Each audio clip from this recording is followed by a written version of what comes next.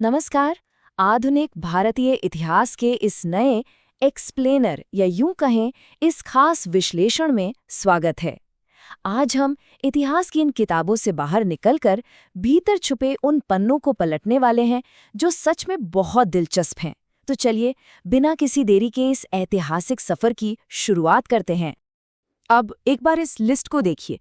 स्रोत सामग्री की इस विषय सूची को देखकर ही अंदाजा लग जाता है कि ये सिलेबस कितना विशाल है। मतलब 18वीं शताब्दी के आज़ाद राज्यों से शुरू होकर सीधे 1857 के उस ऐतिहासिक विद्रोह तक का सफ़र। इसमें यूरोपीय ताकतों का आना, उनकी नीतियां, सब कुछ शामिल है। ये वाकई एक लंबा और ज़रूरी कालखंड है जिसने आज के भारत की पूरी नींव रखी थी। ठीक है, तो इस बारे में जरा विस्तार से बात करते हैं। इस पूरे कालखंड को अच्छे से समझने के लिए हम अपनी इस चर्चा को मुख्य रूप से 4 हिस्सों में बांटेंगे। पहला, यूरोपीय शक्तियों का आगमन। दूसरा, बंगाल और ब्रिटिश कब्जा। तीसरे में हम बात करेंगे मराठा शक्ति की और चौथे में सिख साम्राज्य की। राउंड 1, भारत में यूरोपीय शक्तियों का आगमन। ये वो दौर था जब भारत की जमीन पर अपना दबदबा बनाने के लिए बाहरी ताकतें आपस में ही भिड़ रही थीं। डच, पुर्तगाली, फ्रांसीसी और हाँ, ब्रिटिश, सबके अपने अलग अलग मकसद थे। और सच कहूं तो इसी आपसी टकराव ने भारत के भविष्य का पहला रास्ता तय किया था। और इसकी शुरुआत कहाँ से होती है? 1760 के वॉन्डीवॉश के युद्ध से। इतिहास के पन्नों में ये बैटल वाकई एक बड़ा टर्निंग पॉइंट था। लेकिन यहाँ एक दिलचस्प सवाल ये है कि उस वक्त मैदान में आखिर कौन सी ताकतें आमने सामने थीं और इसका आखिरी नतीजा क्या निकला? सोचिए जरा। जवाब बिल्कुल साफ है। ये तगड़ा टकराव फ्रांसीसी और ब्रिटिश सेना के बीच हुआ था। जीत किसकी हुई? ब्रिटिश की। और फ्रांसीसी सेनापति काउंट लाली को एक बहुत ही बुरी हार का सामना करना पड़ा। सच बताऊं तो इस एक अकेली हार ने भारत में फ्रांसीसियों का खेल लगभग खत्म कर दिया और अंग्रेजों के लिए मैदान बिल्कुल साफ कर दिया। राउंड 2, बंगाल और ब्रिटिश विजय। अब अपने यूरोपीय दुश्मनों को रास्ते से हटाने के बाद ब्रिटिश ईस्ट इंडिया कंपनी ने कहाँ नजर डाली? भारत के सबसे अमीर हिस्सों में से एक, बंगाल पर। असल में यहीं से भारत में ब्रिटिश साम्राज्य के असली राजनैतिक सफर की शुरुआत होती है। तो दुश्मनों को हटाने के बाद यहाँ एक बड़ा दिलचस्प सवाल उठता है। वो कौन सा एक युद्ध था जिसने भारत में सच में ब्रिटिश प्रभुत्व को स्थापित किया? वो कौन सा पल था जब एक आम सी व्यापारिक कंपनी अचानक एक बड़ी राजनीतिक शक्ति बन गई? वो पल था 1757, प्लासी का युद्ध। ये ध्यान रखने वाली बात है कि ये सिर्फ एक छोटी मोटी लड़ाई नहीं थी।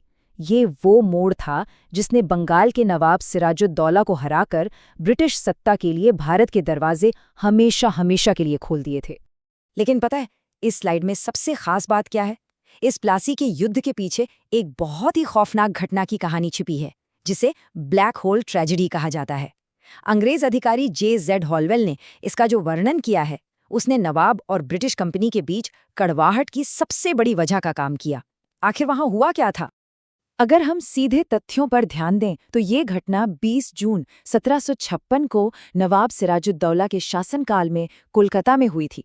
कहा जाता है कि एक बहुत ही छोटी सी कालकोठरी में 146 अंग्रेजों को बंद कर दिया गया था और अगली सुबह उनमें से सिर्फ 23 लोग ही जिंदा बच पाए। ये आंकड़े वाकई चौंका देने वाले हैं। और ये टाइमलाइन इस चीज को कितनी बखूबी दिखाती है। सिर्फ कुछ ही सालों के अंदर चीजें कितनी तेजी से बदली।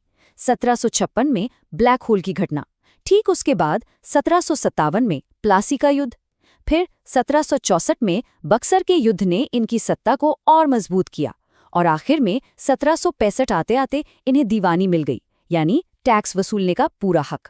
बस बंगाल पूरी तरह से ब्रिटिश कंट्रोल में आ गया। खैर, बंगाल से आगे बढ़ते हैं। राउंड 3। यहाँ हमारा ये विश्लेषण भारत की सबसे ताकतवर क्षेत्रीय ताकतों में से एक पर रोशनी डालता है, मराठा। मुगल साम्राज्य के लगातार गिरते ग्राफ के बाद मराठा ही थे जो पूरे भारत में एक सबसे प्रभावशाली शक्ति बनकर उभरे थे। वैसे इतिहास सिर्फ तारीखों और सालों का खेल थोड़ी ना है, ये उन नेताओं की सोच का आईना भी है। यहाँ स्रोत सामग्री में एक बहुत ही मशहूर उद्धरण यानी कोट मिलता है, जो मुगलों की कमजोर होती हालत पर एक तंज भी था और मराठों की दूरदृष्टि भी। किसी को अंदाजा है ये किसने कहा था? वो उद्धरण कुछ ऐसा था: हमें इस जर्जर वृक्ष के तने पर प्रहार करना चाहिए, शाखाएं तो अपने आप गिर जाएंगी। एकदम सटीक बात है ना? ये बाजीराव प्रथम ने कहा था। और हाँ, मराठा कूटनीति के इसी दौर में बालाजी बाजीराव अपने एक नए नाम नाना साहेब के रूप में काफी मशहूर हुए। ये उनकी सोच और आक्रामक रवैये को साफ दर्शाता है। चलिए अब इसे एक नए मुकाम पर ले चलते हैं। आखिरी राउंड, हम बात कर रहे हैं उत्तर पश्चिम भारत की, जहां सिखों ने एक बेहद मजबूत और अनुशासित क्षेत्रीय शक्ति खड़ी कर दी थी। यहाँ सिख साम्राज्य के इतिहास से जुड़ी कुछ ऐसी बातें सामने आती हैं जो सीधे साहित्य, मुगल बादशाहों के साथ उनके रिश्तों और सबसे खास दुनिया के उस मशहूर कोहिनूर हीरे की यात्रा को आपस में जोड़ती हैं। एक तरह से ये सवालात एक तेज रैपिड फायर जैसे हैं। अगर हम इन कड़ियों को जोड़ने की कोशिश करें तो तस्वीर बिल्कुल साफ हो जाती है। गुरु गोबिंद सिंह जी ने फारसी में जफरनामा लिखा था।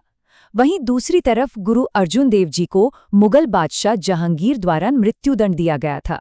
और वो कोहिनूर वाला किस्सा, वो प्रसिद्ध हीरा शाह शुजा ने ही महाराजा रणजीत सिंह को सौंपा था। है ना कमाल की बात? और हाँ, जब बात इस दौर की हो रही हो तो शासन और धर्म से जुड़ा एक बहुत ही गहरा और असरदार उदाहरण हमें देखने को मिलता है। वो कुछ यूं था, ईश्वर की इच्छा थी कि मैं सब धर्मों को एक निगाह से देखूं, इसीलिए उसने मेरी दूसरी आंख की रोशनी ले ली।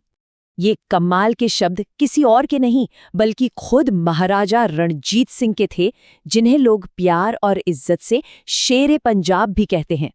उन्होंने न सिर्फ सभी धर्मों का सम्मान किया बल्कि अपने दम पर एक ऐसी जबरदस्त ताकत खड़ी की जिसका कोई तोड़ नहीं था। 1799 में उनका लाहौर पर अधिकार पूरी तरह से स्थापित हो गया था। तो इस पूरे एक्सप्लेनर के आखिरी हिस्से में पहुंचकर मेरे दिमाग में एक वाकई बड़ा सवाल उठ रहा है। जरा सोचिए, एक तरफ यूरोपीय शक्तियों का आपस में लड़ना, बंगाल में नवाबों का हारना, मराठों के सपने और सिखों का तेजी से आगे बढ़ना, इन अलग अलग टुकड़ों में बटे क्षेत्रीय झगड़ों ने आखिर कैसे एक विशाल ब्रिटिश साम्राज्य के लिए रास्ता पूरी तरह साफ कर दिया? क्या ये सिर्फ अंग्रेजों की चाल थी या हमारे ही शासकों की आपसी दरार का नतीजा? ये इतिहास का वो पन्ना है जो सच में हमें सोचने पर मजबूर कर देता है।